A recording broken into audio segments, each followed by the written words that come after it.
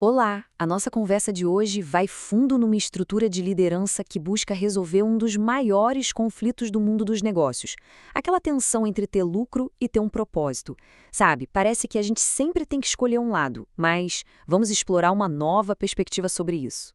Pois é, a grande questão para qualquer líder com ambição é essa. O foco é no dinheiro, em dominar um mercado ou é em servir a um propósito maior. Na maioria das vezes, parece uma escolha impossível, uma troca que a gente tem que fazer o tempo todo. Mas e se não for bem uma escolha?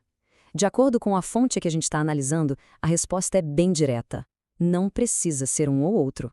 Essa simples frase já desafia toda a ideia de que esses dois mundos não podem se misturar e abre a porta para uma forma totalmente nova de pensar.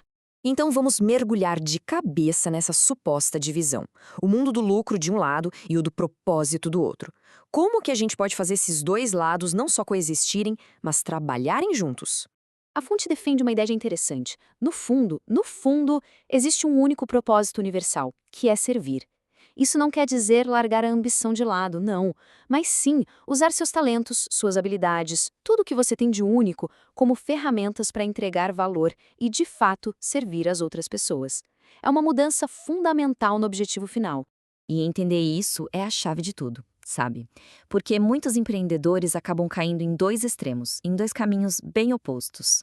Vamos dar uma olhada em como a fonte descreve essas duas mentalidades? Olha, o contraste aqui nesse slide diz tudo. De um lado, você tem um materialismo puro, onde o dinheiro é o objetivo final e ponto. Do outro, tem o idealismo ingênuo, onde até existe um propósito, mas faltam os recursos, a grana para fazer aquilo virar realidade. Como a própria fonte diz, um propósito sem dinheiro não consegue ganhar força, não consegue crescer. Certo. Então, se os extremos não funcionam, qual seria a solução? É aí que a fonte apresenta o que chama de o caminho do meio, uma metodologia que busca unir o melhor desses dois mundos. Então, a grande sacada aqui é essa. É uma inversão completa da equação. No caminho do meio, o propósito, que a fonte chama de Deus, se torna o objetivo final. E o dinheiro? O dinheiro vira a ferramenta, o meio para alcançar esse fim maior. É essa mudança de perspectiva que, segundo a análise, muda o jogo inteiro.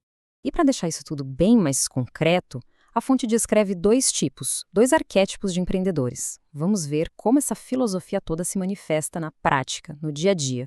E essa tabela aqui ilustra a diferença de um jeito brilhante. O empreendedor imperialista, ele opera com base no medo, no ego, na necessidade de controle. Ele vê as pessoas como recursos que podem ser descartados e o poder como uma forma de dominar. O resultado? Até pode ter riqueza, mas sem paz. Já o empreendedor do reino age a partir da sua identidade e do seu propósito. Vê as pessoas como parte de um legado e o poder como uma ferramenta para servir. E o resultado disso? Prosperidade e uma transformação de verdade. Mas a fonte não para só na teoria, não. Ela apresenta o que considera o exemplo máximo, o suprassumo desse modelo de liderança. E aqui vale reforçar que esta é a interpretação da própria fonte, ok? A fonte aponta para uma figura histórica específica como sendo a personificação do caminho do meio na sua forma mais pura. Vamos ver os detalhes que ela apresenta. A fonte cita Jesus de Nazaré, mas olha, não por uma perspectiva religiosa, e sim como um baita estudo de caso de liderança. A análise lista essas conquistas: criar um movimento que dura séculos, formar líderes do zero e, talvez o mais raro de tudo, viver em total sintonia com a própria mensagem. Segundo a análise, esses são resultados inegáveis de uma liderança extremamente eficaz. Um ponto fundamental dessa liderança era a humildade. E a fonte define isso de um jeito muito interessante. Não é se diminuir, se esconder. É ter uma noção exata do seu próprio tamanho, do seu valor e do seu poder, mas sem nunca se achar melhor que os outros por causa disso. Com esse modelo todo em mente, a análise nos leva para sua grande conclusão, focando na mudança radical de perspectiva que essa abordagem toda exige.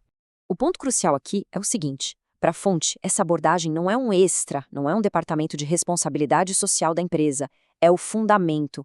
O lado espiritual se torna a base sobre a qual tudo é construído, desde como se contrata um funcionário até como se trata um cliente. E o objetivo final de toda essa liderança é construir um legado. A fonte define isso como a união de três partes. Primeiro, a sua identidade, ou seja, quem você é de verdade. Segundo, a sua influência, que é como você lidera. E terceiro, os resultados, a transformação real que você gera no mundo. Um legado de verdade precisa ter o equilíbrio desses 3 pontos. E assim, a gente termina com a pergunta que a fonte deixa no ar. A questão não é sobre o que se constrói durante a vida, mas sobre o que fica depois que ela acaba.